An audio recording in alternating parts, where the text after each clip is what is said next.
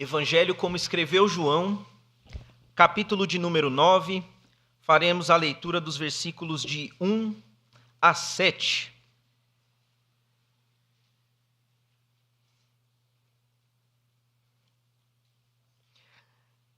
João capítulo 9, versos de 1 a 7, a palavra de Deus ela nos diz assim: E passando Jesus, viu um homem cego de nascença, e os seus discípulos lhe perguntaram, dizendo: Rabi, quem pecou, este ou seus pais?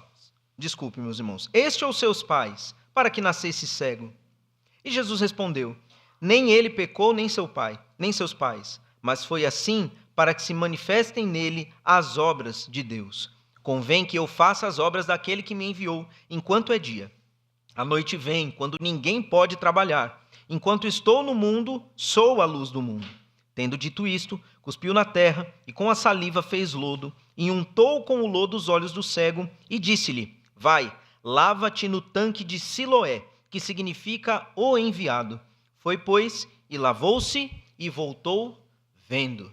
O nome do Senhor seja glorificado. Os irmãos podem se assentar. Um milagre, 4 reações.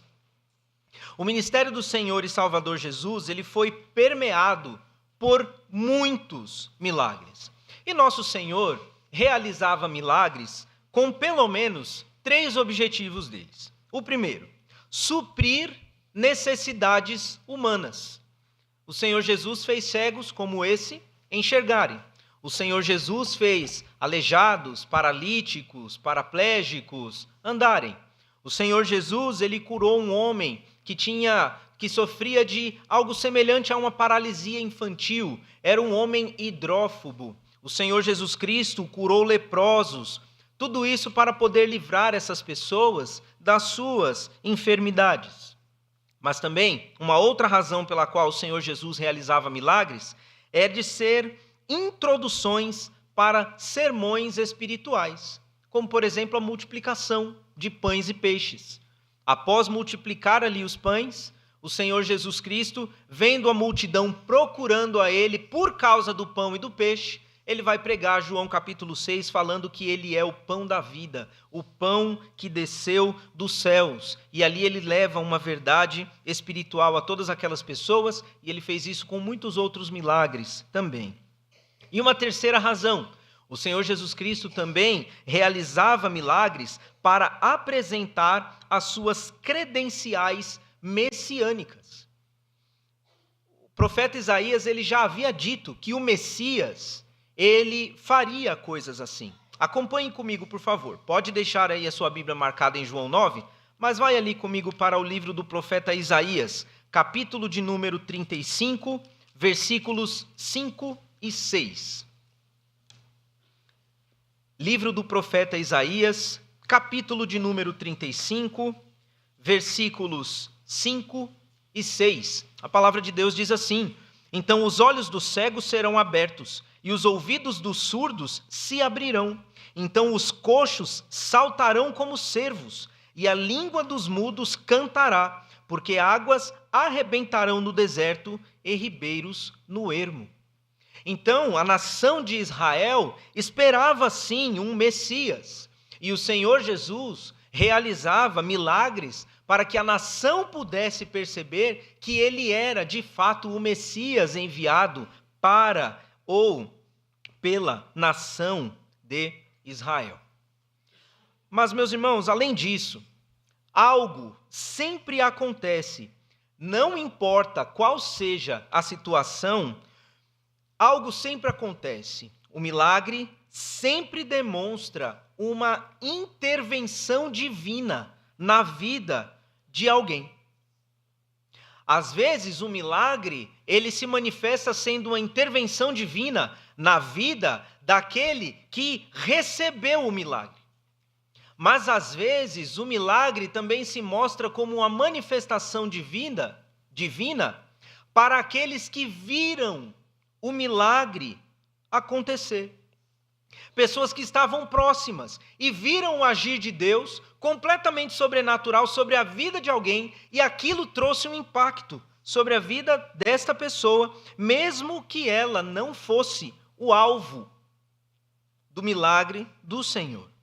E quando nós pensamos assim, meus irmãos, já que para cada milagre realizado, Cristo possuía um objetivo em mente, provavelmente a conclusão mais óbvia, mais lógica, a qual nós chegamos, é a de que todas as pessoas que tenham presenciado um milagre, não importa qual tenha sido o motivo do Senhor e Salvador Jesus, essas pessoas, elas creriam em Deus, confessariam seus pecados e seguiriam a Jesus. Essa é a nossa conclusão lógica. Mas nós vemos que nem sempre foi assim. Um exemplo, o Senhor Jesus Cristo, certa vez, curou 10 leprosos. E quantos voltaram para agradecer? Somente um. Muitas pessoas acham que milagres, eles mudam corações, mas às vezes não. Às vezes não. Porque após a realização desse milagre, em especial, esse cego de nascença, que passou então a enxergar, uma série de reações diferentes foi desencadeada nas pessoas que viram esse milagre, nas pessoas que souberam desse milagre. E essas reações, elas podem acontecer ainda em nossos dias. E não necessariamente com um cego sendo curado, com um coxo sendo curado, ou qualquer tipo de enfermidade física assim em questão. Mas, meus irmãos, essas reações, elas podem acontecer com os milagres que Deus realiza na nossa vida. Na nossa vida, esses milagres podem despertar reações às pessoas que estão à nossa volta. E nós cremos em milagres, irmãos. Amém ou não? Nós cremos em milagres, porque o mesmo Deus que realizou o milagre na vida deste cego é o nosso Deus. O que nós entendemos é que Deus, por sua soberania e vontade, realiza o milagre quando e do jeito que Ele quiser. Nós não determinamos nada sobre o Senhor. Ele é quem determina sobre nós aquilo que Ele quer. Mas nós cremos que sim, Deus faz milagres. Ele ainda realiza milagres nos nossos dias. E se somos filhos de Deus, Ele sempre intervirá em nossas vidas. E todas as intervenções de Deus, elas são divinas, elas são para o nosso bem, são gloriosas e nós devemos louvar o nome do Senhor por isso. E quais são, então, essas reações e como elas podem nos afetar? Ou melhor, como elas podem afetar aqueles que estão à nossa volta? A primeira dessas reações é a surpresa. Nós vemos nos versículos de 8 a 13 de João 9. Acompanha comigo, por favor. Onde a Bíblia nos diz assim: Então os vizinhos e aqueles que dantes tinham visto que era cego diziam: Não é este aquele que estava sentado e mendigava? Uns diziam: É este. E outros: Parece-se com ele. Ele dizia: Sou eu. Diziam-lhe, pois: Como se te abriram os olhos? Ele respondeu e disse: O homem, chamado Jesus, fez lodo e untou-me os olhos e disse-me: Vai ao tanque de Siloé e lava-te. Então fui e lavei-me e vi. E disseram-lhe, pois: Onde está ele? Respondeu: Não sei. E levaram, pois, aos fariseus o que dantes era cego. Aconteceu que provavelmente a família deste cego deveria ser uma família bastante conhecida ali na região, porque logo muitas pessoas souberam do acontecido. E como ser humano é ser humano, eles estavam comentando sobre o acontecido. E nós vemos a surpresa dos vizinhos com o fato de que eles viam aquele homem ali, eles sabiam quem era, mas estavam atônitos. Como é que o cego agora está enxergando? E eu acho muito, me perdoem meus irmãos, mas eu acho muito engraçada essa cena. Porque alguns falavam: mas esse não é o cego que estava mendigando? Aí uns diziam: é ele mesmo. E outros falavam: não, só se parece com ele. E ele está lá dizendo: não sou eu mesmo. E ninguém acreditava. Estava todo mundo surpreso com aquilo que havia acontecido em sua vida. E sabe o que isso nos mostra? Que alguns ficaram tão surpresos, que a dúvida tomou conta de seus corações. E isso é algo surpreendente. porque isso pode acontecer também na nossa vida, meus irmãos. Porque as intervenções do Senhor, elas acontecem sobre cada um de nós. O Senhor intervém em nossas vidas diretamente. A palavra de Deus diz, meus irmãos, que nós somos entregues à morte todos os dias. O fato de sermos cristãos, o fato de crermos no Senhor e o fato de sairmos de casa para trabalhar já significa que nós estamos à mercê de um mundo violento, de um mundo mau. Mas se nós vamos e voltamos para casa todos os dias é porque Deus interveio, mesmo que nós não tenhamos visto. Assim é o trabalhar do nosso Deus. E o Filho de Deus deve viver cada um de seus dias crendo e esperando o agir de Deus em sua vida. Nós não podemos, meus irmãos, viver de forma que nós fiquemos surpresos com aquilo que Deus vai fazer. E calma, eu já vou explicar, tá bom? É certo que sim, nós ficamos surpresos às vezes. Por quê? Porque o que Deus faz é grande. Tudo que Deus faz, irmãos, é grandioso. Deus é grandioso. Então, claro, as suas obras também assim o serão. Mas a verdade é que nós, filhos de Deus, que já fomos lavados e remidos pelo sangue de Jesus, nós não deveríamos ficar surpresos. Mas nós deveríamos viver cada dia que passa na expectativa de ver e identificar aquilo que Deus está fazendo por nós. Porque todos os dias o Senhor é sobre nós. Todos os dias Deus trabalha em nosso favor. A palavra de Deus diz que Ele vai trabalhar em favor daqueles que nele esperam. E a Bíblia está cheia, está recheada de passagens que mostram Deus agindo na vida de seus filhos. E por que tudo isso foi registrado lá? Há um propósito, há uma razão para cada um dos milagres, para cada uma das intervenções divinas, para cada uma das mensagens. Há um propósito. Romanos capítulo 15, versículo 4, a palavra de Deus nos diz: porque tudo o que dantes foi escrito para nosso ensino foi escrito, para que pela paciência e consolação das Escrituras tenhamos esperança. O Filho de Deus, todos os dias, deve viver esperando, sim, o agir de Deus em sua vida. Quando a gente vive dessa forma, meus irmãos, nós não ficaremos surpresos com o Senhor. Porque nós veremos as grandes coisas e também as pequenas coisas, que são grandes também, que Deus faz em nossas vidas. E sabe o que vai acontecer? Nós vamos perceber que, na realidade, a nossa vida como um todo, ela só caminha porque Deus faz grandes coisas por nós. E louvado seja o nome do Senhor. Deixemos, irmãos, essa surpresa desencadeada pelo milagre para aqueles que não conhecem o poder de Deus. Esses sim devem ficar surpresos. Esses sim devem ver coisas acontecendo diante de nós, coisas acontecendo em nossa vida, situações chegando diante de nós, e eles sim devem ficar surpresos quando de repente nós estamos glorificando e louvando o nome do Senhor, porque Deus trabalhou e fez aquilo que só podia ser a mão de Deus, um milagre sobre nós. As pessoas que não conhecem a Deus devem ficar surpresas, e essa surpresa é boa. Porque a partir do momento em que as pessoas vão chegar para nós e vão dizer: mas como isso aconteceu? A gente diz: eu vou te dizer como. Foi Jesus. Foi a mão dele. Foi o trabalhar dele. Foi o agir de Deus sobre a minha vida. Nós não devemos ficar surpresos, mas devemos viver na expectativa do agir de Deus sobre cada um de nós. Mas há também uma segunda reação. Essa reação é o endurecimento. Está registrada nos versículos de 15 a 17. Por favor, acompanhem comigo. Tomaram, pois, também os fariseus a perguntar-lhe como vira. E ele lhes disse: pôs-me lodo sobre os olhos, lavei-me e vejo. Então alguns dos fariseus diziam: este homem não é de Deus, pois não guarda o sábado. Diziam outros: como pode um homem pecador fazer tais sinais? E havia dissensão entre eles. Tornaram, pois, a dizer ao cego: Tu, que dizes daquele que te abriu os olhos? E ele respondeu: que é profeta.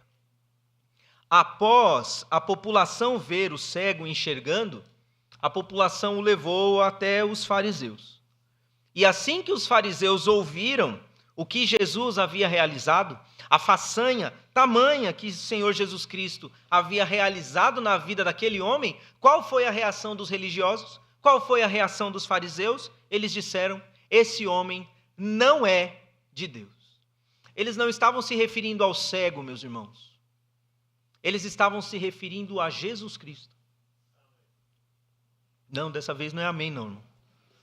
Não, dessa vez não.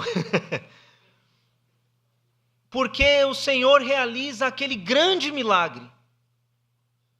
E os fariseus então dizem: não, esse homem não é de Deus. Jesus faz com que um cego de nascença, depois de muitos anos, passasse a enxergar. E o que chamou a atenção daqueles homens não foi o homem enxergando, não foi o cego de nascença enxergando. O que chamou a atenção daqueles homens foi o fato de que Jesus realizou aquilo num sábado, que para eles era um dia sagrado, que para eles era um dia que não se podia curar pessoas. Meus irmãos, quando Deus realizar as suas grandes obras em nossas vidas, infelizmente, haverá pessoas, como já aprendemos com o nosso pastor, querendo pôr gosto ruim nas obras de Deus. Sempre que Deus realizar grandes obras em nossas vidas, sempre que o agir de Deus se manifestar em nossas vidas, isso pode provocar, sim, sentimentos ruins na vida daqueles que não são filhos de Deus. E as pessoas vão começar a falar coisas, elas vão começar a pensar coisas a nosso respeito.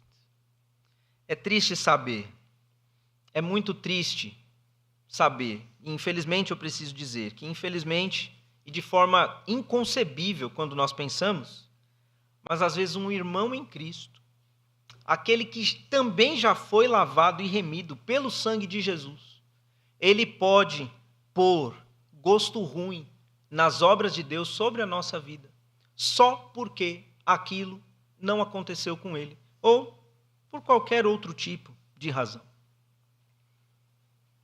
O fato é que a inveja, o ódio, o desprezo pode vir de todos os lados, meus irmãos. Pode vir de longe, pode vir de perto, pode vir daqueles que nós imaginávamos, pode vir daqueles que nós sequer imaginávamos. Comentários do tipo: só conseguiu porque passou por cima de alguém? Podem vir.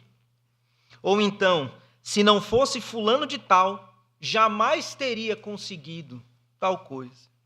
Ou ainda: se passasse as dificuldades que eu passo, duvido que teria chegado aonde chegou. Infelizmente, irmãos, comentários como esses e tantos outros, eles podem surgir. Porque quando Deus age na vida de alguém, muitas pessoas ficam incomodadas, porque Deus não está agindo na vida delas. E uma forma de defesa, e me permitam a expressão, mas é verdade, uma forma de defesa muito covarde é essa, de querer depreciar aquilo que Deus fez na vida de outras pessoas. Mas mesmo a reação dessas pessoas sendo uma reação muito triste, a nossa reação, quando algo assim acontecer, de alguém falar mal, ou de alguém desejar o mal, deve ser a mesma reação do cego, ou melhor, do ex-cego de nascença. Acompanhe comigo o versículo 25, do capítulo 9 de João. Porque os fariseus disseram muitas coisas ali, mas em um momento, o cego ou o ex-cego respondeu. Respondeu ele, pois, e disse: se é pecador, não sei. Uma coisa sei, é que havendo eu sido cego, agora vejo. Versículo 30. O homem respondeu e disse-lhes: nisto, pois, está a maravilha, que vós não sabeis de onde ele é, e contudo, ele me abrisse os olhos. Eu acho interessante porque os fariseus começaram a apertar aquele homem. Começaram a, de uma certa forma, oprimir aquele homem, para que aquele homem dissesse o que eles queriam ouvir, motivado por medo. Mas a posição do ex-cego foi: eu não sei o que aconteceu, eu não sei quem ele é, eu não sei de onde ele veio, mas uma coisa eu sei, eu era cego, mas agora eu vejo. Não adianta vocês quererem falar qualquer coisa a respeito dele para mim. Eu sei o que ele fez na minha vida. Eu era cego e agora eu vejo. E eu não mudarei o meu coração por nada nesse mundo. Essa deve ser a nossa reação. Ficar firmes, meus irmãos, no Senhor, convictos que se foi Deus que fez na nossa vida, não precisamos nos preocupar com nada. Precisamos apenas continuar confiando no Senhor e glorificando o seu nome, porque tudo aquilo que ele faz em nossa vida é para o nosso bem. E aqui, uma coisa maravilhosa para nós. Isaías capítulo 64, verso 4, a Bíblia diz assim: porque desde a antiguidade não se ouviu, nem com os ouvidos se percebeu, nem com os olhos se viu, um Deus além de ti, que trabalha para aquele que nele espera. O Salmo 147, versículo 11 diz: o Senhor se agrada dos que o temem e dos que esperam na sua misericórdia. Esse ex-cego, meus irmãos, ele nos ensina muitas coisas. Porque muitos vão endurecer o seu coração quando virem o que Deus tem feito por nós. Mas nós vamos ficar firmes naquilo que Deus tem realizado. Nós vamos esperar no Senhor todos esses comentários irem embora. Tem um ditado popular que diz, né? Nós vamos esperar a poeira baixar. E nós vamos seguir firmes no nosso caminho. Porque Deus, ele continuará realizando grandes coisas sobre a nossa vida. A reação das pessoas do mundo, infelizmente a reação de alguns cristãos, pode ser aquela que não agrada a Deus. Mas a nossa reação deve ser uma reação de confiança, fidelidade e firmeza no Senhor. Irmãos, Deus trabalha para aquele que nele espera. Vamos esperar no Senhor, e o Senhor há de trabalhar sobre cada uma de nossas vidas. Mas não somente a surpresa, não somente o endurecimento, mas há uma terceira reação, e essa terceira reação é o medo, que está aqui registrado nos versículos de 18 a 22 do capítulo 9. Os judeus, porém, não creram a seu respeito, que tivesse sido cego e que agora visse, enquanto não chamaram os pais do que agora via. E perguntaram-lhes, dizendo: é este o vosso filho? Que vós dizeis de ter nascido cego? Irmãos. É este o vosso filho que vós dizeis ter nascido cego? Como, pois, vê agora? Seus pais lhes responderam e disseram: sabemos que este é nosso filho e que nasceu cego, mas como agora vê, não sabemos. Ou quem lhe tem aberto os olhos, não sabemos. Tem idade, perguntai-lhe a ele mesmo, e ele falará por si mesmo. Seus pais disseram isso porque temiam os judeus, porquanto já os judeus tinham resolvido que se alguém confessasse ser ele o Cristo, fosse expulso da sinagoga. Interessante aqui, o medo. Os irmãos estão percebendo o rebuliço que esse milagre criou, gerou ali na comunidade. Os judeus não acreditavam no homem, já sendo maior de idade, falando: não, sou eu mesmo. Falaram: não, chama seus pais aqui. Chama seus pais aqui, a gente quer ouvir deles. Esse aqui não é o filho de vocês, que vocês diziam que era cego, como é que ele está enxergando agora? Mas interessante que o versículo 22 diz que os judeus, os religiosos, estavam oprimindo ali aqueles pais. Por isso, o medo. Eles estavam sendo oprimidos. E logo seus pais fizeram questão de jogar a responsabilidade em cima do seu filho. Ele já tem idade, ele é maior de idade. Pode perguntar para ele, ele dá conta de si mesmo. A nossa parte a gente já fez. Ele cresceu, está bem sustentado, está aí. Pode perguntar para ele. Eles estavam com muito medo. Sabe por quê? A palavra de Deus vai dizer que eles tinham medo de ser expulsos da sinagoga. Sabe o que isso significava, meus irmãos? Que eles não seriam somente expulsos do local de encontro, das reuniões aonde eles estariam ali, mas eles seriam expulsos até mesmo do convívio social, passariam a ser deixados de lado. perderiam todo, talvez, o prestígio, todas as amizades, todos os contatos que já tinham. E logo, ou melhor, e essa reação, ela é muito comum em pessoas que ainda não têm a Jesus como Senhor de suas vidas. Por quê? Porque elas veem o que Deus tem feito na vida de um cristão. Elas veem o que Deus tem feito na nossa vida. Mas com medo de serem taxadas como religiosas, de serem taxadas como fanáticas, como retrógradas e outras coisas mais que o mundo chama os crentes, essas pessoas elas ficam com medo de entregar a sua vida a Jesus. O mais triste nisso tudo é que hoje em dia esse tipo de reação nos incrédulos tem se tornado mais rara. E por quê?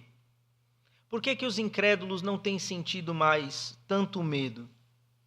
É porque, infelizmente, irmãos, muitos crentes têm sentido medo de testemunhar a respeito de Jesus como deveriam, como a palavra de Deus diz que nós devemos testemunhar.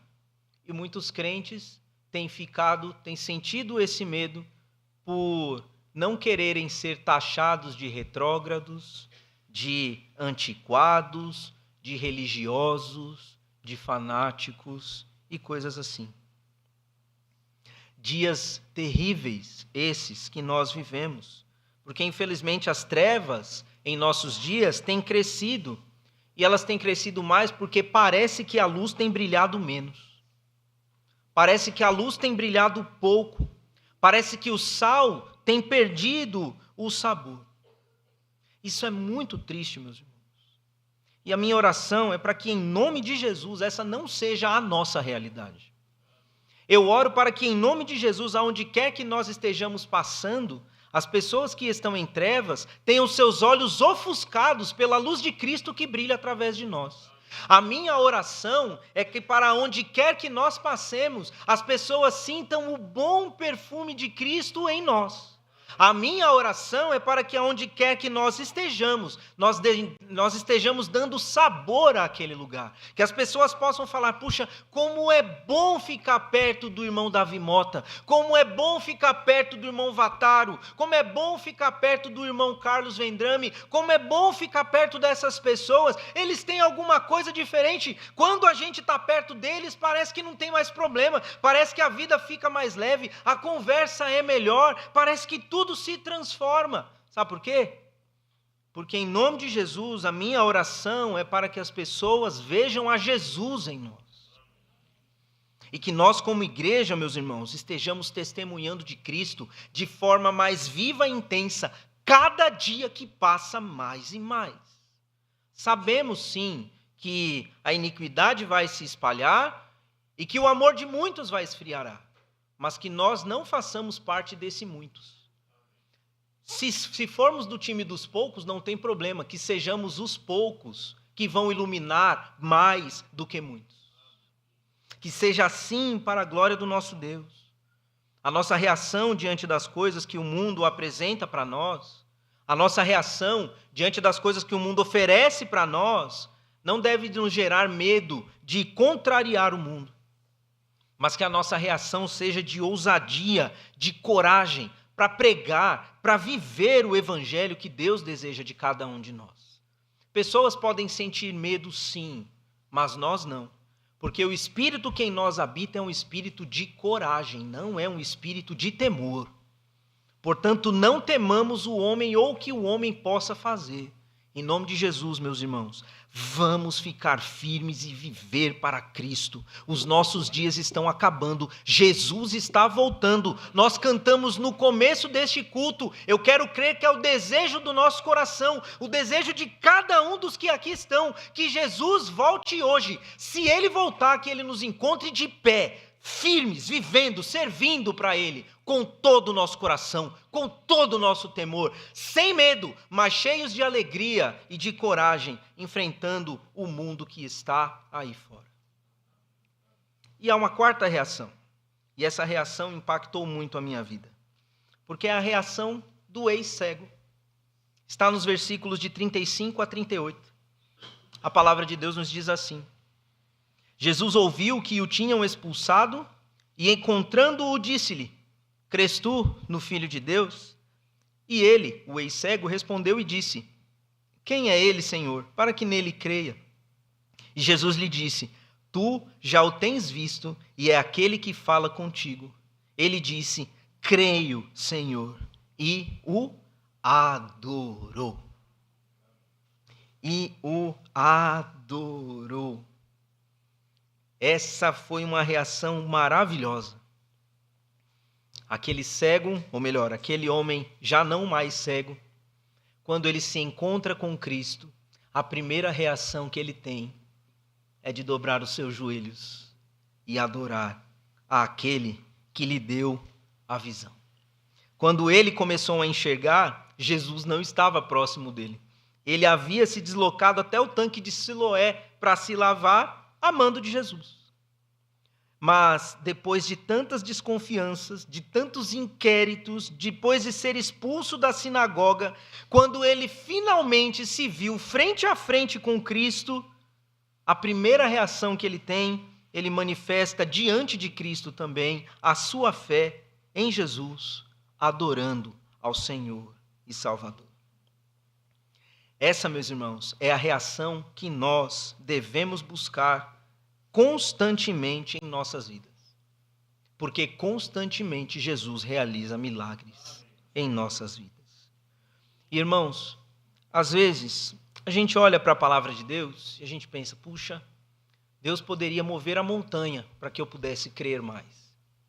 Deus, ele poderia se manifestar a mim andando sobre as águas para que eu pudesse crer mais. Deus, ele poderia multiplicar o pão na minha mesa. Esses seriam milagres que me fariam crer completamente no Senhor. Às vezes, irmãos, nós pensamos assim. Ou às vezes algumas pessoas pensam assim. Mas o fato é que o maior de todos os milagres que Jesus poderia realizar, ele já realizou na vida de todo aquele que pela fé confessou seus pecados a Jesus. A salvação eterna em Cristo. Esse é o maior de todos os milagres que nós poderíamos experimentar. Foi Jesus que abriu o caminho para o céu. Não há outro meio de ir. Por isso, para o céu por Jesus irei. Para o céu por Jesus irei. Grande é o meu prazer, de certeza ter. Para o céu, pela cruz, irei. Não existe milagre maior do que um pecador condenado ao inferno, exatamente por ser pecador, ser resgatado do caminho do inferno e colocado num caminho que leva para a salvação eterna. Esse é, sem dúvidas, o maior de todos os milagres. E isso, meus irmãos, isso já é motivo mais do que suficiente para que nós adoremos ao Senhor na beleza da sua santidade. E essa adoração se revela concreta e sincera com algumas coisas. Dentre elas, quando a nossa vida condiz com aquilo que a Bíblia diz.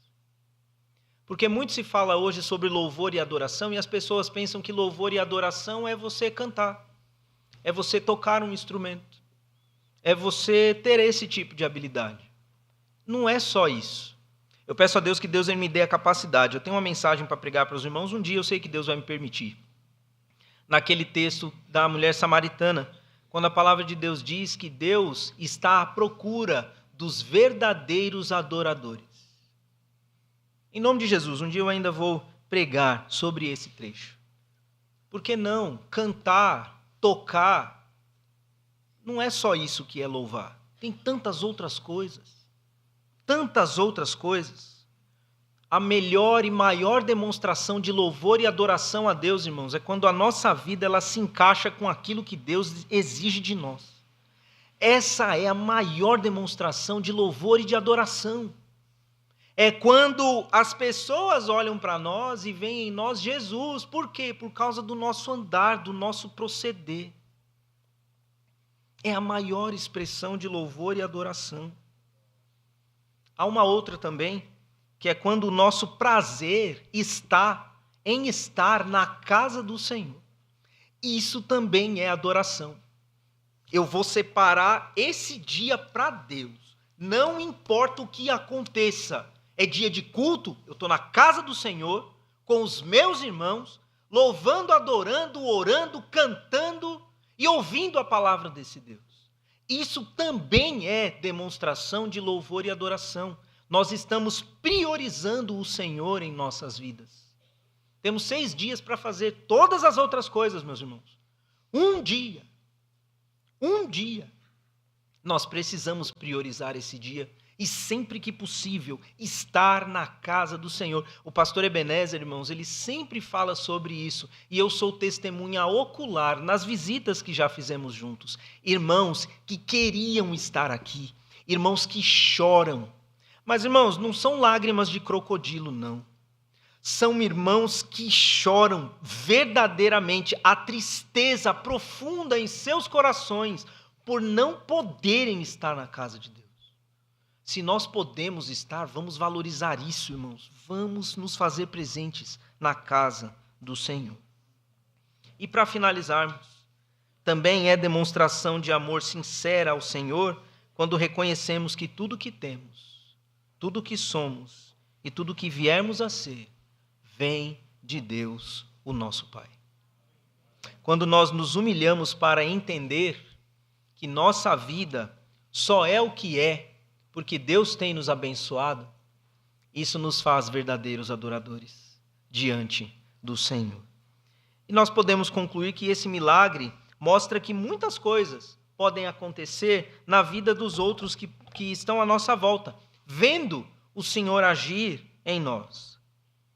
A pergunta que fica para nós é: será que nossas vidas têm impactado e têm trazido reações àqueles que estão à nossa volta? Ou será que estamos passando despercebidos no meio de uma grande multidão porque não temos deixado Deus realizar a sua grande obra em nossas vidas? Que Deus nos abençoe, que Ele nos ajude para que dia após dia sejamos abençoados pelo Senhor. Vamos orar, meus irmãos, nesse momento? Deus querido, a Tua palavra ela veio de encontro aos nossos corações. E mais uma vez, meu Pai, nós pedimos que o Senhor fale conosco, que nós saiamos daqui, meu Deus, diferentes, que nós saiamos daqui, meu Deus, edificados, motivados pela Tua palavra, e que nós saiamos daqui, meu Pai, desejando ver mais o agir do Senhor em nossas vidas ao longo da semana, sem esmorecer, meu Deus, nas grandes dificuldades que certamente se levantarão contra nós. Nós ainda estamos em atitude de oração, e eu gostaria de orar por você. Eu gostaria de orar por você que ouviu essa palavra e foi tocado pelo Senhor. Pastor, eu quero, pastor, que a minha vida ela tenha o agir de Deus. E quando Deus agir, eu quero que as minhas reações possam levar pessoas a ter reações também buscando a Cristo, buscando ao Senhor, buscando a salvação em Jesus. Pastor, ore por mim, eu preciso de oração. Há alguém assim? Amém, amém, amém, amém, amém, amém.